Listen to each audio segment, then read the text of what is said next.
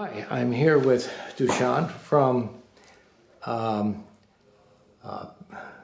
Pale Fire, who's been probably the leading private group in the Czech Republic handling the Ukrainian crisis. They started very early.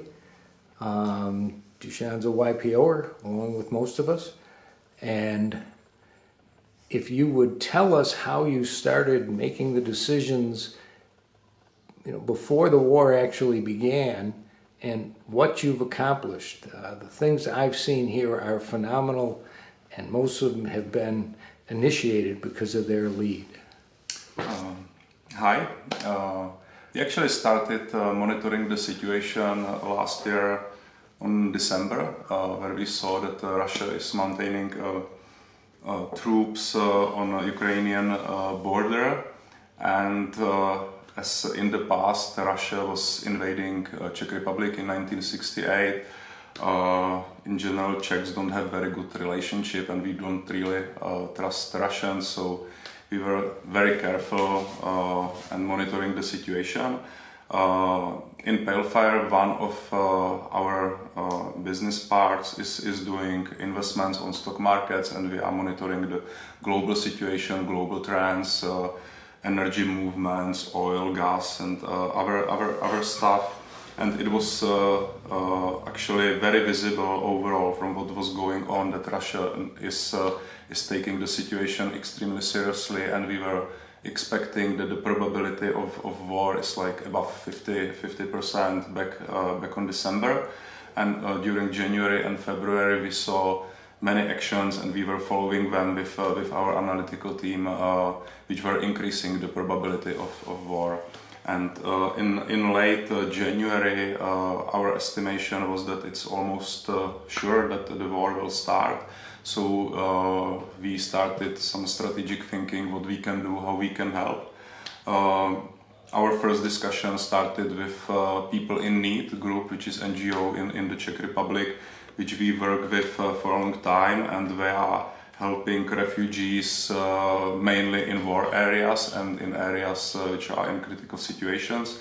And in the past and recently they were helping in Ukraine, especially after the Crimea invasion from 2014.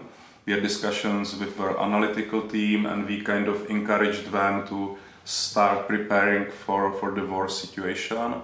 And at the same time, in the first half of February, we prepared some kind of funding for them to do this support, because we thought that the war will be like big event. There will be millions of people moving across the Europe, and the traditional like philanthropical support, which is common in Central Europe, which is typically like rich people are providing like $40,000 or $50,000, would not be sufficient to do some bigger impact. So we prepared like a 1 million funding for them, and we just said if the war starts, we will just announce it like first hours after the war. So we set a tone for the whole philanthropical support in the Czech Republic and region. And at the same time we had a discussion with a guy who is like a leading sociologist, research-based, Daniel Prokop, to start preparing a study what the country should do to support the refugees in the long run. So we assigned this work just before the war started. And on February 24, when Russia invaded Ukraine, we just started with like PR announcement about the support for People in Need organization, which was immediately preparing to send support to Ukrainian people in Ukraine, not in the Czech Republic originally.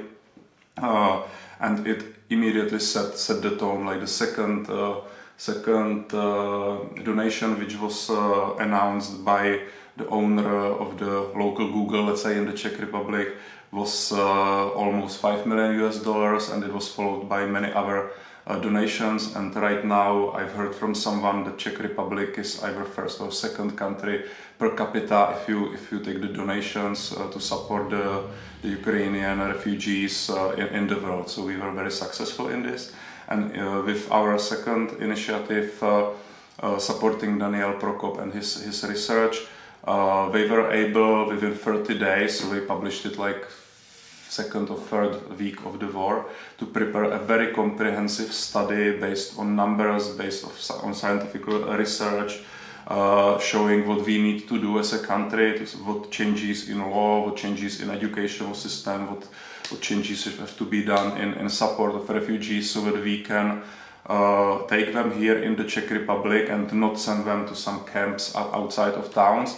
but build a motivation for local people so that they take their own apartments and can have refugees staying in their apartments, which are not always used optimally, so that hotels can be modified and take refugees so that the system is fair and motivational for all of them. So this was also very successful, and I would say a lot of ideas from this paper research was implemented and still is implemented by Czech government, who was very cooperative in whole this setup. And also, as another part of this learning for us was that we took 3 hotels in Prague and we rented them and assigned like 2 NGOs to set up like a case study, let's say, how refugees can be treated in hotels and how whole supportive system can be built. So, in more than a few sentences, this is our story. Well, it's a great story. I've been here a week, and I've learned that they have done just a terrific job. Never saw that type of movement from a few individuals that really moved the whole country. So, thank you very much. Yeah, welcome.